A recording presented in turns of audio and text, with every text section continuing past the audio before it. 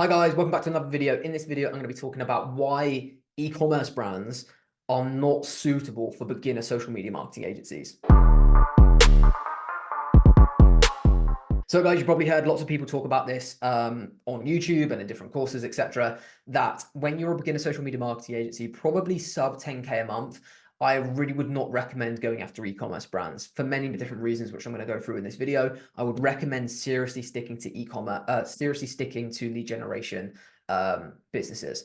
Now, in this video, I want to talk very briefly about the differences and why that's the case. Now, I don't want to insult anyone's intelligence watching this video about the difference between the two, but essentially lead generation is just when you're generating inquiries for a particular product or service for a local business, for example, like a dental practice. You bring in someone inquiring about Invisalign or implants.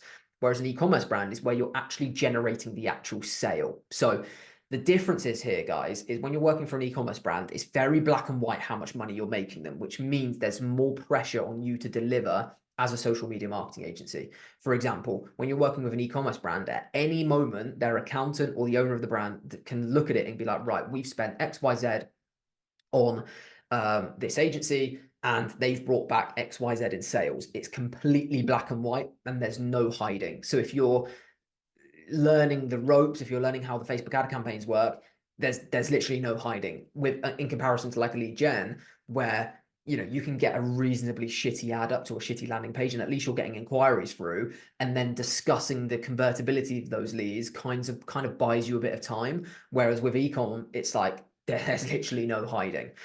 So I want to dive into what an e-commerce project actually looks like. So with an e-commerce brand, guys, another reason why it's so difficult is if you're dealing with, typically, if a beginner agency is going to sign with an e-commerce brand, it's going to be a startup e-commerce brand 9 times out of 10, because any e-commerce brand that has a good, is making good money, it's been around the block, they're not going to trust a startup agency without case studies and testimonials to work with them. Now, for any person who's new to this channel, we have a social media marketing agency for the past 6 years, specialized in lead generation. However, we do have lots of info product clients and e-commerce clients. We've had in the past, and we have a few now, 9-figure e-commerce brands that sell in Harrods, which is a massive department, one of the largest luxury department stores in the world. So we know what we're talking about when we're talking about working with especially luxury and on the cheaper end e-commerce brands. And we've worked with startup e-commerce brands where they've not even sold a product before, all the way to, like I said, 9-figure e-commerce brands that sell in Harrods. So I know the troubles with both. And like I said, startup e-commerce brands are the only real brands on the e-commerce world that are going to trust a startup agency. And now the problem with that is they have no data. Typically, there's no proof of concept, so the product might actually be shit. The website's probably shit. They have zero content for you to use in ads, which is such an important aspect of an e-commerce brand. And typically they don't have a lot of budget. They've got, right, I've got £1,000 to stick into this a month, see what you can get me. And they want the most luxury customer, and they've probably got all their pricing wrong, which is another problem with startup e-commerce brands, is they've not proven the concept. They've got a product, they've attached a luxury price tag to it because they want to be a luxury brand, but there's no evidence and there's no kind of real reason for them to be a luxury brand. So that's problem number one. Number two is that e-commerce brands are extremely numbers driven, which is kind of what I was getting about in the beginning, where it's like, there's no hiding place. Now, when I say numbers driven, what I mean by this is when you're working with an e-commerce brand, you really do need to understand the numbers from an advertising perspective, but also a business level. Like, you need to understand, right, I'm spending this amount on ads plus my service fee. I'm getting this amount of revenue. I'm getting this amount of gross profit. I've got to minus the VAT they're selling on the products. I've got to minus the cost of goods. I'm going to minus the shipping costs. I'm then going to talk about, then I've got to look at the overall margin. I've then got to incorporate variable costs from that to be left with the net profit of this whole marketing campaign, because that's the only thing they're going to care about. And this is why when people put, right, we've spent 10 grand on ads this month and got a 7 ROAS, means fuck all, because the margins on that product might be 10% and they've actually lost a load of money, which is why those metrics and those screenshots mean fucking nothing to anyone who actually knows how to run a marketing campaign. So When you're running these campaigns, you have to understand those figures. Now, what we do is we have a spreadsheet that we create for every single e-commerce client that we work with columns, and it all trickles down. So we have how much we've spent, what the revenue was, what the gross profit was, what the net profit was, what the margins was, minus the agency, minus the ad spend. And we have a full flow chart so we can see at any point of the month what the actual net profit is and how we're going to scale that moving forward.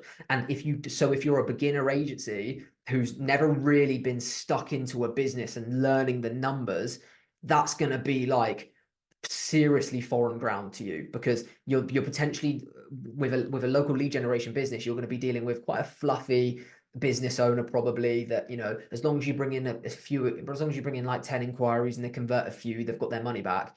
That compared to an e-commerce brand that's making, you know, 7, 8, 9 figures a year in revenue, and you're stuck in a corporate meeting with their accountants, other directors that crunch the numbers, because in every e-commerce brand there's gonna be a numbers guy, which is why if you're in an e-commerce space and agency, you have to either you be a numbers guy or someone in your agency be a numbers guy. For me and Tom, it's me, because I just fucking love the numbers and I understand it. So I can get on these calls and really hold my ground and be like, right, this is the net profit, this is the gross profit, this is what we're going to have to do with these budgets based on the margins, to really get stuck in. So what I'm trying to get across, guys, is unless you're a serious numbers guy, e-com is going to be very difficult for you, especially if you want to keep them long term and give them a good service.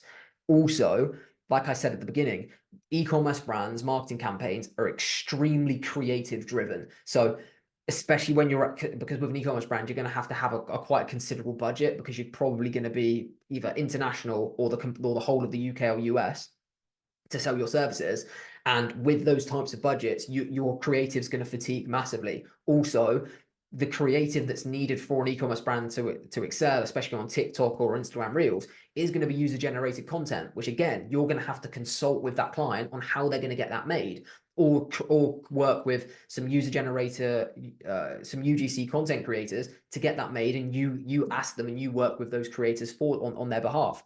So there's a massive importance on creative as well, which you don't necessarily get with local lead gen, which overall, guys, makes it more demanding. An e-commerce client is going to have more people involved. It's going to be more numbers driven. There's going to be more emphasis on the creative, and you're just going to have to be dealing with more people in a business. Whereas with lead gen, you're probably going to deal with the owner themselves and probably a receptionist or their salesperson. It's a lot simpler of a process. Now, if you feel like you're up to scratch there, then do it. But in order to get the really good brands, which is easy to get results for, not easy, but you can actually get results, because you can't get results for any old e-commerce brand that started a business yesterday selling fucking t-shirts. Like, you need to know your stuff, basically, and they're going to have to, their bullshit detector is way higher than local lead gen, because they've been around the block and they know what it takes to get these e-commerce brands off the ground. So hopefully that puts in perspective, guys. Hopefully that kind of explains the difference in a roundabout way. But yeah, I'm interested to hear your guys' take, your experience with especially startup e-commerce brands, because we've had a few, especially early on in our agency, and it was tough. But if you want to know these numbers, guys, the Academy 3.0 is now launched. The link in the description. I'm so fucking excited for you guys to see this. It literally launched in the middle of April, if you're watching this video in years down the time.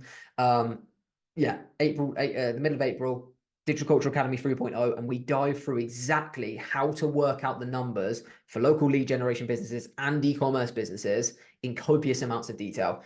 Click on the link in the description. You can look at the full video library of what's included, and the mentorship, which is 80% of what the course is about. I don't like calling it a course, it's a mentorship program. But if you have any questions on the course, guys, any questions on the contents of this video, message him on Instagram, Harry_SMMA, and we can shoot the shit. Yeah, it's me managing the account, so you'll get a response from me. But yeah, hope you enjoyed the video, guys.